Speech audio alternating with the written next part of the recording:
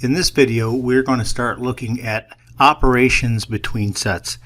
Sets have something of an arithmetic like addition and multiplication and such, but it's a little bit different than what you're used to probably. Let's start with the very first notion, and that is the intersection.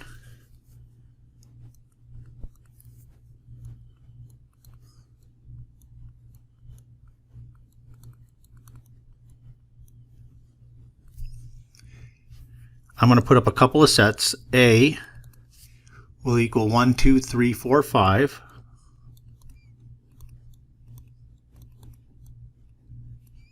And then B, that'll be 3, 4, 5, 6, 7.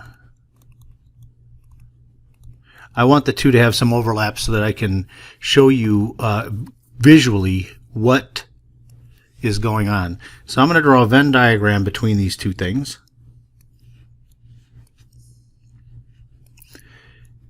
I'll make a circle for A and a circle for B. Now they share in common, it looks to me like they have 3, 4, 5. Both of them have that in common. So let me sneak in here a 3, 4, and a 5. That obviously is not going to do it, so I'm going to make my circles much bigger. You'll find the same thing happens to you as well. You'll have to readjust your pictures every so often. Let me put my 3, 4, 5 in here. What was left was a 1, 2, and on the other one left was a 6, 7. The intersection is this part right here that I'm shading. So that part right there is the intersection.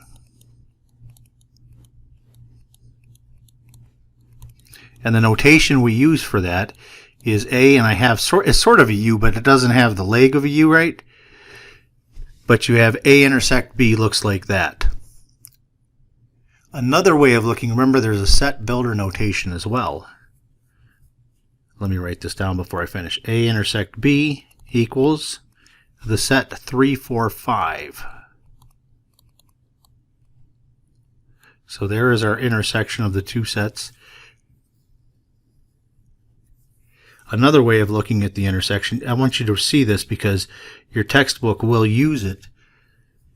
The set builder notation version looks like this. X such that X is in A and X is in B. Let's do some examples.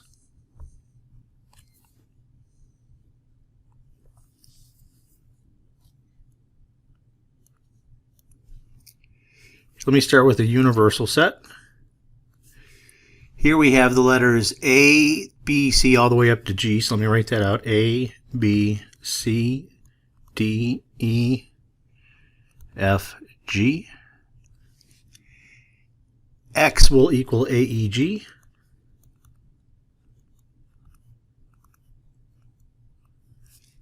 Y, that will equal ABC. And then Z, that will equal B, C, D, E, F.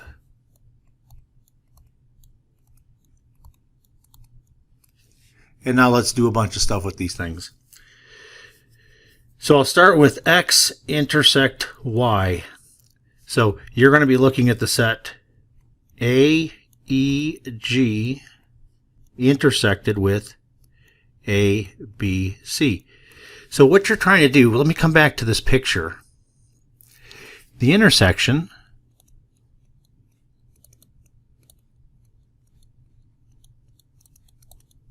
is the overlap. So basically all I'm looking is for things that are in both of the sets. So let's come back to my example at hand. What do these two sets have in common? Well, I see they both have an A, but I don't see anything else that they share. So therefore, this answer is simply the letter A inside of curly brackets.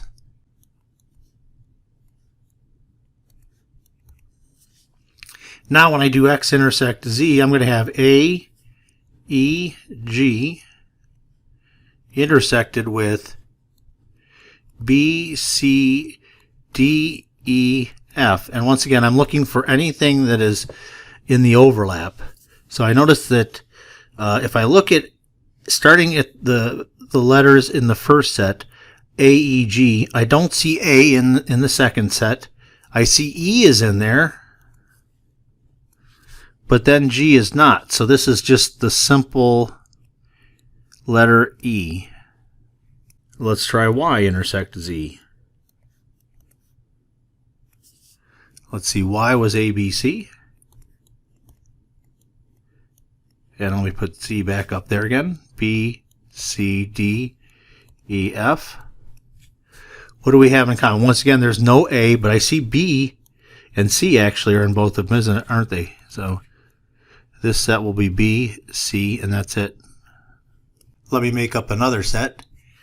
I'm going to let A equal D, E, F, G.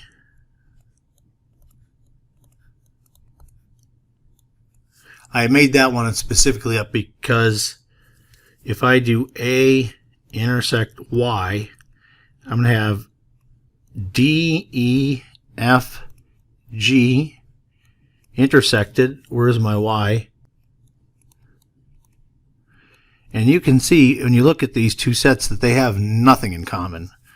So that this is equal to the empty set. Our next operation is that of union. It's a little bit different than before. I think a picture, once again, will show everything that you need to know. The union is the combined total of both sets. So let me have one for A, one for B, and then of course don't forget a U up there. I do forget to have those up there. There's A and there's B. Now what we want then is the entire shaded region of A and B total. So the union is the combined totality of A and B. If we would like to use set builder notation, I would use A union B. That little U is for union. It's technically not a U because it doesn't have a leg, but nonetheless, this will be the set of all items X such that X is in A, or X is in B, or X is in both. So if you look at the picture, you can tell that. If I look at any spot, I could pick a spot, say in here, that's in A. If I pick a spot in here, it's in B. If I pick a spot in there, it is in both A and B.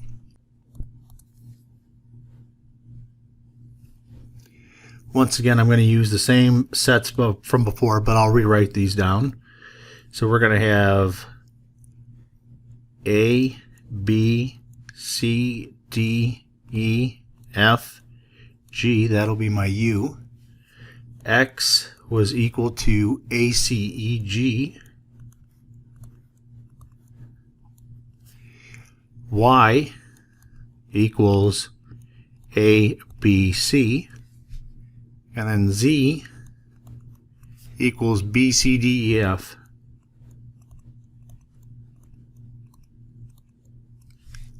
All right, well, let's start with X union Y. So I'm going to put my sets down A, C, E, G union A, B, C. Now, you'll note that the union contains all the items from both sets. So what I do is this. I'm going to write down all the items from set A. Now, whenever you do a set, you don't duplicate items. What that means is that I'm not going to put A, B, C now because it's in Y. No, that would list A twice. So instead, I'm only going to put the things from Y that I have not put in there yet. So if you look at these, I already have an A. See it? And I already have an A here and an A here. I already have a C here and a C here. So I don't need to add A and C. However, there is not a B yet. So I need to put a B in there. So you can see we have AC. I think it was AC came from both of those. E was from A only, or X only, and AC was X and Y. And then G, where did that come from? G was from X only. And then finally, B was only in Y. But anyways, X union Y is equal to this set. Let's do X union Z. So I'll put my things down again. A, C, E, G. There's X. Union. Z was B, C, D, E, F. When I make my union, then I always just throw in all the items from the first set. And then all I'm going to do is add to that if I need to. So let's take a look. A, well, I don't want anything that I've already had in here. So do I have anything in this set that was not in the original? Well, I noticed that B was not in set X, so I'm going to put it in. C I had. D I don't have yet, so I'm going to put a D. E, I already have an E. And now I'm going to append an F. Remember, what's inside of the set doesn't matter if it's in order or not. The important thing is that you do not repeat items in a set. And last but not least, we will have Y union Z. Let's see what my Y was again. That was just ABC.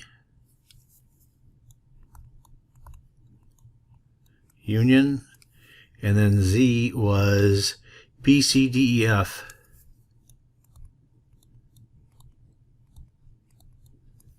So when I write my answer, I'm immediately going to throw in A, B, C, and then just look to see if I can add anything from the second set. So A, B, C. I've already got B, C in there, but I noticed that I don't have D, E, F in set X, so I'm going to append them here.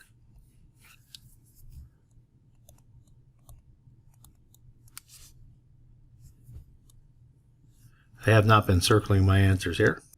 Let's do some practice with these operations. That means you're going to be doing some things that are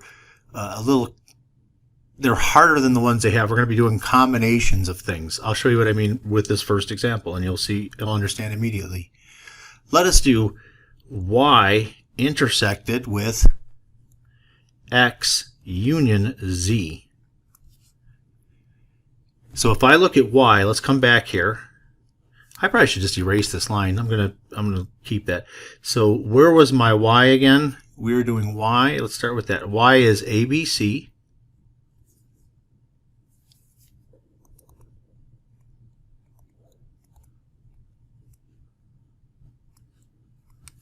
And then X union Z, we actually did that one. Right here, you can see right here. So I have A, C, E, G, B, D, F. Is that all the letters? A, B, C, D, E, F, G. That's all of you, isn't it? So we have A, B, C, D, E, F, G. And actually, let me take that out. So I did the union part first because it was in parentheses. So even you should keep that in mind. No matter what, you always are still going to do the thing in parentheses first. So for the intersection, then, I need to find the things that are common to both. There's an A, there's a B, there's a C. So they have A, B, and C common to both of them. So I'll go ahead and circle that. Let's try Z intersected with X union Y. So Z, where are you again, Z? B, C, D, E, F, I believe. I'm starting to memorize these. B, C, D, E, F, intersected with. Now, what was X union Y? We did it. X union Y was A. when I do it, because it's easier for me to do it, I'm going to put it in alphabetical order. So X union Y, if I go in alphabetical order, will actually be A, B, C, E, G.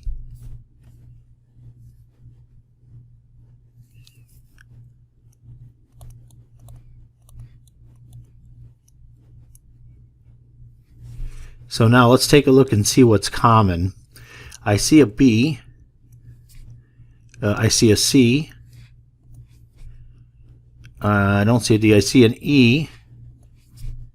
And that's it. So it looks like BCE. X intersected with Y union Z. So X was A, C, E, G. Let's see what Y union Z was.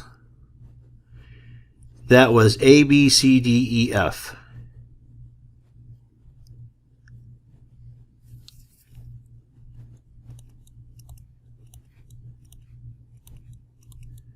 And now let's see what's common. I have an A in both of them. I have a C in both of them. I have an E in both of them, and that looks like it. So it looks like I will end up with A, C, E.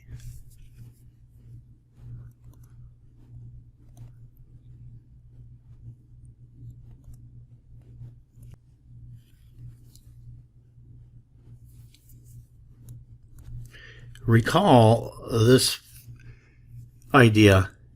A prime, that was the set of all x such that x was in U, but x was not in A. If you remember, they call this the complement of A.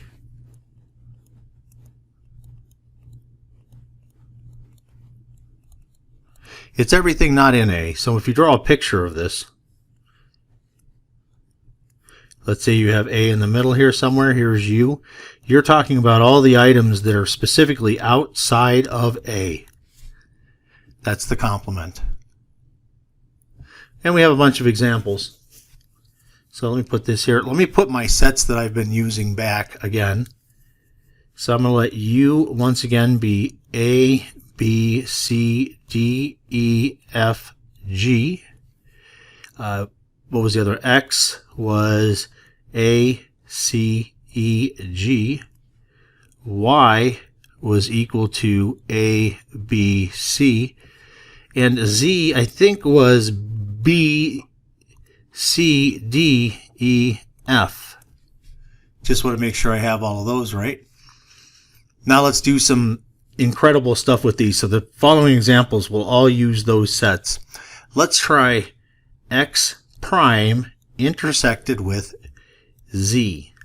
So first start with X prime. So when I do X prime, here's how I do it. X prime, I'm going to start with U. So I have A, B, C, D, E, F, G. And now I'm going to take out all the items that have A in them. Remember, A consisted of A, C, E, G. So X prime is the set B, D, F. And I'm going to intersect that with Z, which is just B, C, D, E, F. So what do we have in common? I have a B, B, D, D, all of them. So that equals BDF. Let's move on. Let's try Y prime intersected with Z. So Y prime, let me get that first. Once again, I will put in all the items that are in U. And now let me go and wipe out the ones that are in Y. Remember, that was just A, B, C. So that leaves D, E, F, G intersected with B, C, D, E, F. Let's see what is common. I've got a D, an E, an E, an F, an F. So it looks like D, E, F.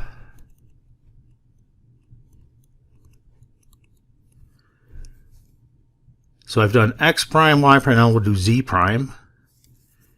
Z prime intersect Y. Well, let's do intersect X first. So Z prime, let me first start with that. Once again, I start with U. And we are going to get rid of all the things that are in Z. Where are you at? That's B, C, D, E, F. So I'm going to take out B, C, D, E, F. So that will leave me with just AG. And then X, if I'm not mistaken, was ACEG. So I have an A in common and I have a G in common. So this simply equals AG. Here, let's try another one. We have Y intersect X prime union Z prime. First, let me do, I think I already did X prime, didn't I? X prime was equal to BDF. And did I do Y intersect X prime? Did I do X prime intersect Y? I have not. So I'll have to do that yet. So X prime will be, let me get it again, BDF.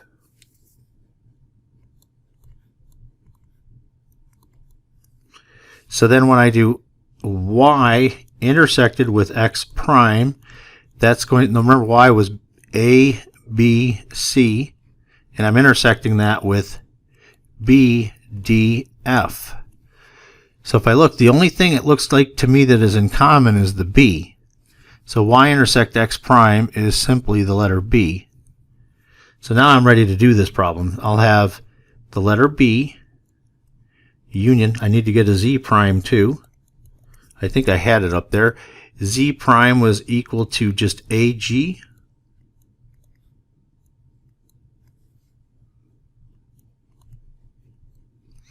And since they all have different items, you can just combine all of them. BAG. Once again, order does not matter inside of a set. Now, a lot of times you can visualize an answer, and that is what I will do next. Your book has a few problems dealing with these sets, and they want you to describe them in words. I think giving a picture is probably a better idea. I'll show you what I'm talking about. So these are the Venn diagrams we're going to use to try to get a picture of a solution set. So let me just write it up here. We have A intersect B prime, and then I'm going to do union A prime intersected with B. So let's see what kind of a set that is. The way you work this is the following. You take it in pieces. Make sure that your circles or whatever it is you're using for A and B are big enough so that you can write inside of them. Usually it's a good idea to have them overlapping. So I want to look at just A intersected with B prime. So this is going to be all the items that are in A, but at the same time are not in B. So they have to be in A, but not in B. So we're talking about this set. Oh, let me call this A. This is B. So they're not in A. I'm sorry, they're not in B, but they are in A. Now let's move on to the other one.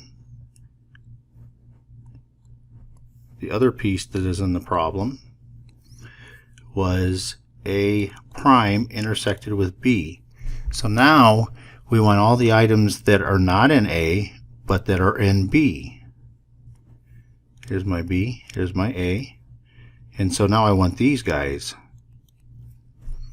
So if you look from this one up here, we get a half a piece, sort of, right, with A in there, like a moon shape. And then down here, we get just that chunk with B. So that was an A there. This was a B.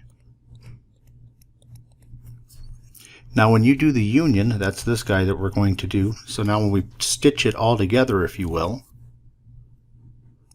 we simply take the two pictures that I created and place them into one picture. So now I'll have my A and B, like before. But now I'll shade, let me make this A, let me make this B. Let me shade out here, and shade out here. So the only thing that's missing in between A and B is their overlap. It has absolutely no overlap. So this represents the A intersect B prime union A prime intersected with B. So there, if you like, there's our answer. I guess in words, you might say something like, it's the set of all items that are in A or B, but not in both of them.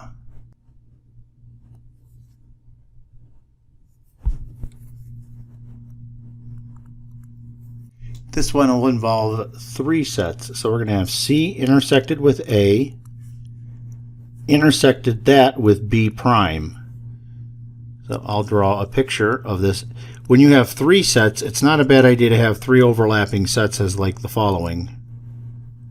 And just make sure this last one comes here and shares some overlap with the other ones.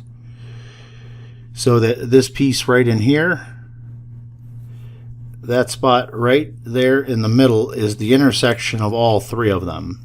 I don't really want that right now, but I just thought I would mention that. So let's take a look at the problem in hand. The thing that you have to do first is do C intersected with A. So let me do A, B, C. So just as like any other math that you do, you should do the parentheses first. So if I do C intersected with A, I'm looking for the overlap between C and A. That's this guy down in here.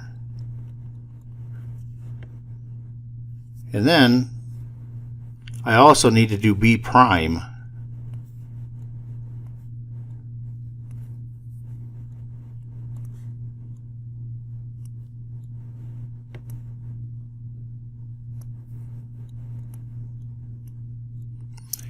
B prime is simply the items that are not in B. So if they're not in B, that's everything outside of B. That's going to be all of this, except I'm going to carve out B.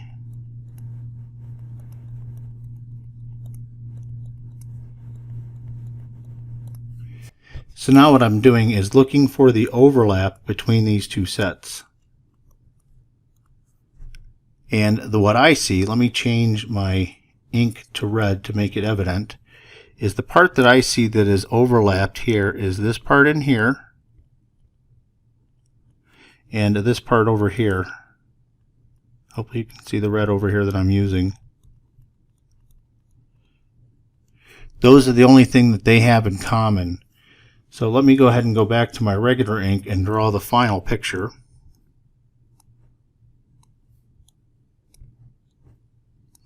Here we have C intersected with A, and then that quantity is intersected with B prime. Let me draw my pictures back in.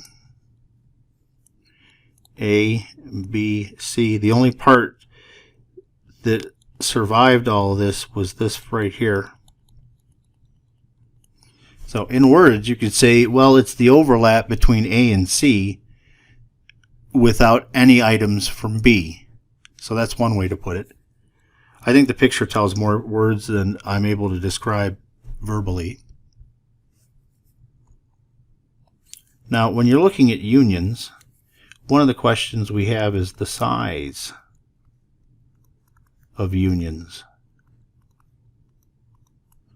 So how big are they? In other words, I would like to know how many items are in A union B.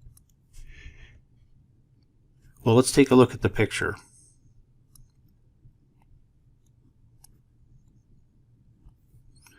Let's do A and B.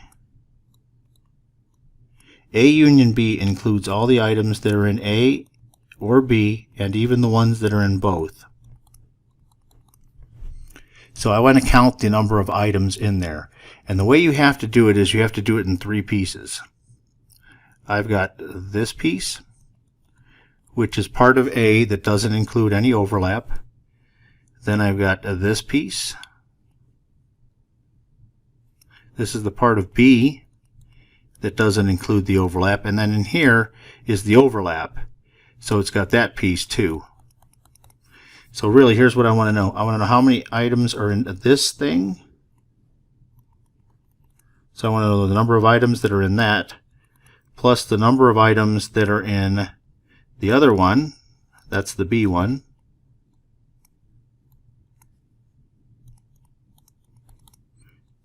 And then plus, I would like to know the number of items that are in the overlap.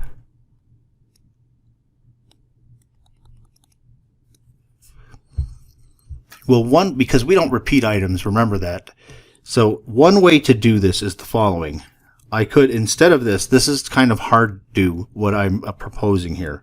So instead of that,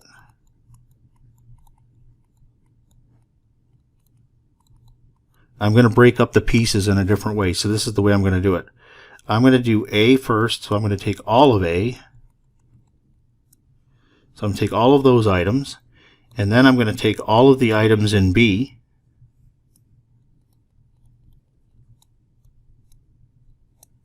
All right, if you notice now, what happened is when I did A, let me put in here, in secret, the overlap part is inside of there, and in B, this in secret, the overlap part is inside of there as well. So let me get my cursor on top of this if I can find the thing. Oh, here it is. So if we look at A, inside of this little piece here corresponds to that overlap region there. See it? Now when I added A up, I didn't add just this. I added A plus the overlap region at once. Now when I did it with B, I did B, all of B, which was this piece plus the overlap region again. The point I'm making is right now I have counted the overlap region once, twice, when I only wanted to count it one time. So how do we fix it? We subtract it off, one of them off. So this overlap was A intersected with B. And that's our formula. Let me write it down. The number of items in A union B equals the number of items in A plus the number of items in B minus the number of items in A intersected with B.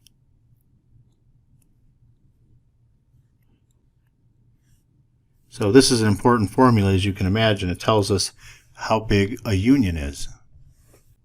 As a quick example of this, let's do A has 1, 2, 3, 4, 5, and B has 4, 5, 6, 7, 8. Then the number of items that are in A union B is going to be the number of items in A plus the number of items in B minus the number of items in A intersected with B. The number of items that were in A is 5. The number of items that were in B is also 5. And if you notice, their overlap consisted of the numbers 4 and 5, so there's a total of 2.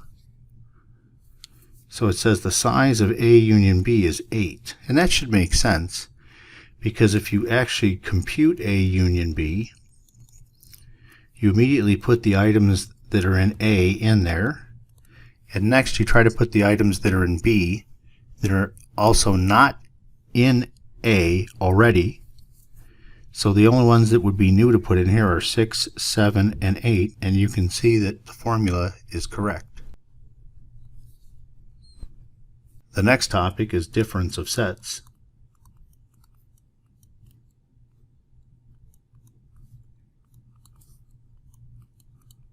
And it looks sort of like a subtraction property. Here we write the following: A minus B. The A and B are sets.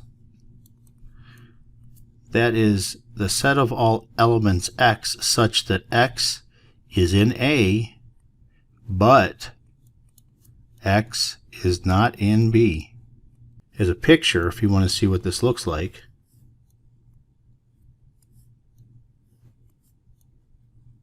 say if this was A and this was B, it would be the items that are exactly in A with whatever was B carved out of it. So in a similar situation, I could do B minus A, and that would be the items that are in B that have been taken away from A.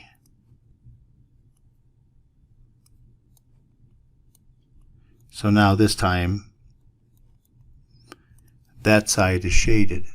Notice though, one thing, if you try to do A minus B, that's not the same as B minus A. So if I use the same things I did before, A was equal to 1, 2, 3, 4, 5, and then B was equal to 4, 5, 6, 7, 8. Then when I do A minus B, I want the items that are in A but not in B. So I could start with all of the items that are inside of A, like so. And then I noticed that both 4 and 5 are in B, so I'll cross those out, and so my answer will actually equal 1, 2, 3. On the other hand, if I do B minus A, this time I'll start with B, so I'll have my 4, 5, 6, 7, 8. But now I'll cross out the items that are in A, which was the 4 and 5. So B minus A is just 6, 7, 8. Let's do another example. Let's go back to the example I've been using for a lot of things. Let's do U equals A, B, C, D, E, F, G. X will equal A, C, E, G. Y will equal A, B, C. And Z is B, C, D, E, F.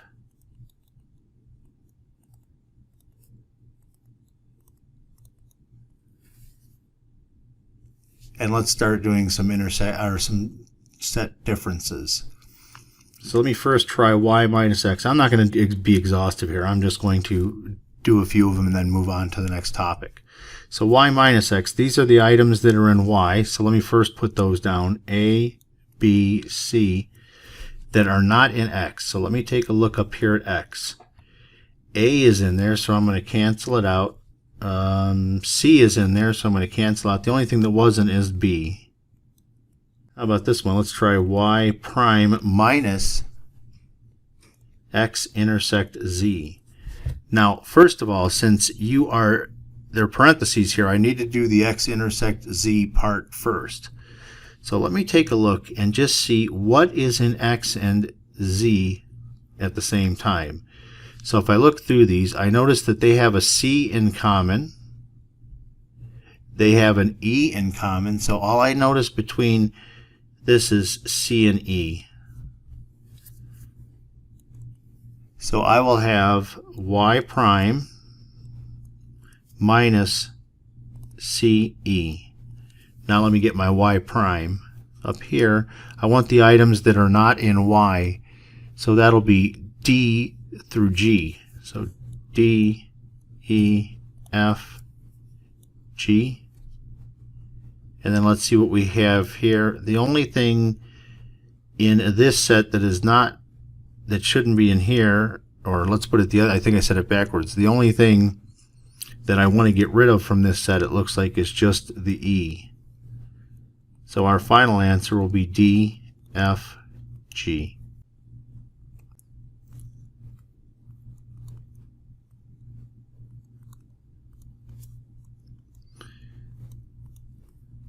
This next item is something called the Cartesian product. It was named after René Descartes, the famous philosopher. And it goes something like this. We create a new set with an x in between it. That x means Cartesian cross product, or Cartesian product, I'm sorry. And that will be the items that look like A, B, such that A is in A and B is in B.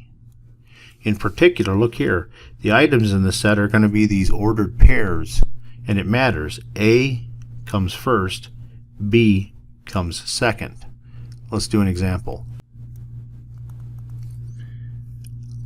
Let's say A equals 1, 2, 3, 4, 5, and then B equals 5, 6. So when I look at A cross B, what I want to do is start creating these ordered pairs where I take an item from A first and then an item from B. So look, what I'm going to do is take this 1 and match it up with each of the items that are in B. So I'll have 1, 5, and then I'll have 1, 6. So now I've exhausted all the items in A to use as a first item. Now I'll move on to the next item, which is 2. So like before, I'll have 2, 5 and 2, 6. And then I'll move on. 3, 5 and 3, 6.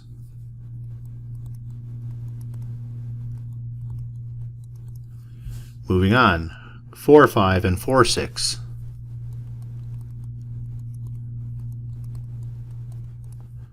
Moving on, 5, 5, and 5, 6.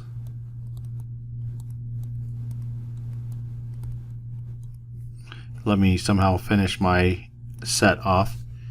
And so if you count them, we have 1, 2, 3, 4, 5, 6, 7, 8, 9, 10 items.